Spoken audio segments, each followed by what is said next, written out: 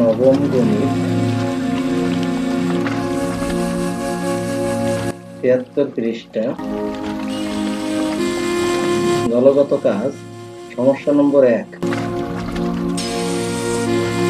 এখানে রয়েছে 1885 সালের 14 জুলাই মানিকগঞ্জে যে ভয়াবহ ভূমিকম্প সংঘটিত হয়, রিক্টার স্কেলে তার মাত্রা 7 রেকর্ড করা হয়। 2003 সালের 27 জুলাই রাঙামাটি বরকল উপজেলায় যে ভূমিকম্প সংঘটিত হয়, রিক্টার স্কেলে তার মাত্রা 5.1 রেকর্ড করা হয়। মানিকগঞ্জের ভূমিকম্পটি রাঙামাটির ভূমিকম্পের চেয়ে কত গুণ বেশি শক্তিশালী ছিল, এটা আমাদের বের করতে হবে। বন্ধুরা, এই হলো মানিকগঞ্জে সংঘটিত 7 মাত্রার ভূমিকম্পের একটি চিত্র, আর এটা হলো রাঙামাটির বরকল উপজেলার ভূমিকম্পের একটা চিত্র, যেটার মাত্রা ছিল 5.1। তো এই দুইটি ভূমিকম্পের মধ্যে আমরা দেখতে পাচ্ছি যে মানিকগঞ্জের ভূমিকম্পের মাত্রা ছিল বেশি, অপরদিকে রাঙামাটির ভূমিকম্পের মাত্রা ছিল কম। এখন এই মানিকগঞ্জের ভূমিকম্পটি রাঙামাটির ভূমিকম্পের চেয়ে কত গুণ বেশি শক্তিশালী ছিল, তার একটা তুলনা আমাদের গাণিতিকভাবে করে দেখাতে হবে। তো শুরু করা যাক।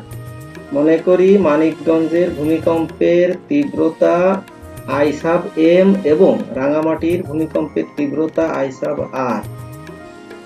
আর আমরা এর আগের ক্লাসটিতে দেখে এসেছি যে আদর্শ ভূমিকম্পের তীব্রতাকে S ধরা হয়, অর্থাৎ স্ট্যান্ডার্ড ইন্টেন্সিটি S। দেওয়া আছে মানিকগঞ্জের ভূমিকম্পের মাত্রা 7, রাঙামাটির ভূমিকম্পের মাত্রা 5.1। তো আমরা সূত্র অনুযায়ী ভূমিকম্পের মাত্রা জানি 10 ভিত্তিক log I/s। এখন মানিকগঞ্জের ভূমিকম্পের মাত্রা 7 হওয়ার কারণে আমরা লিখতে পারি 7 সমান 10 ভিত্তিক log I sub m/s। লক্ষ্য করো, এখানে I sub m ইউজ করা হয়েছে কারণ এটা মানিকগঞ্জের ভূমিকম্পের তীব্রতা।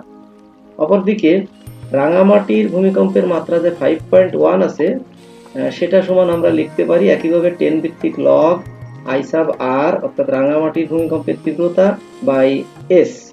এখন এই দুইটা সমীকরণ থেকে এই im এবং ir এর তুলনামূলক গাণিতিক রাশি বের করতে হবে। সেটা কিভাবে করা যায়?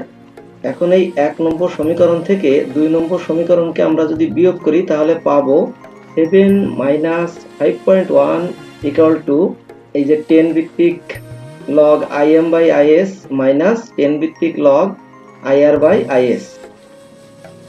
বন্ধুরা, লগের সূত্র অনুসারে লগের এই যে দুটো রাশির মধ্যে যদি মাইনাস চিহ্ন থাকে তাহলে আর্গুমেন্ট পরস্পর ভাগ হয়ে যায়। এই যে আমরা এখানে সেই লগের সেই সূত্রটি ইউজ করলাম, এবং এখানে s এর as কিন্তু কেটে বাদ দেওয়া যায়, তাহলে থাকছে কি 10 ভিত্তিক log im by ir। বন্ধুরা, এই রাশিটি কিন্তু একটি লগের রাশি, এখান থেকে আমাদের এই im by ir এর মান বের করতে হবে, যার কারণে এই লগারিদমকে উঠাই দিতে হবে। উঠানোর জন্য আমরা কি করব, লগারিদমের এই রাশিটিকে সূচকীয় রাশিতে কনভার্ট করব।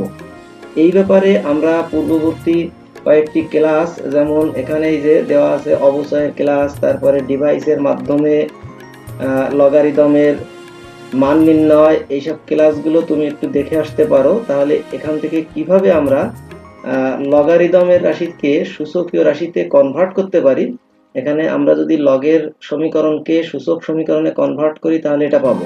এই লগের যে বেসটা, এটা বাম পাশে এসে সূচকীয় রাশির বেস হয়ে গেল।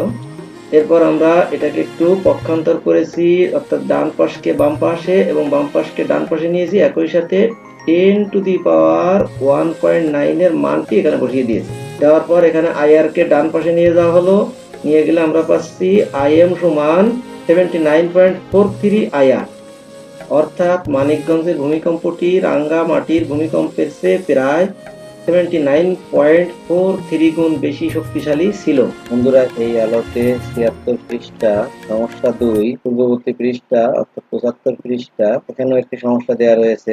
80 পৃষ্ঠা, অনুশীলনী 7 নম্বর, 8 নম্বর এবং 9 নম্বর এই গাণিতিক সমস্যাগুলো সমাধান করতে পারো। এছাড়াও এই আলোকে তুমি চাইলে আরো কয়েকটি গাণিতিক সমস্যার সমাধান এখান থেকে করে নিতে পারো। আমি সমস্যাগুলো এখানে তুলে ধরছি।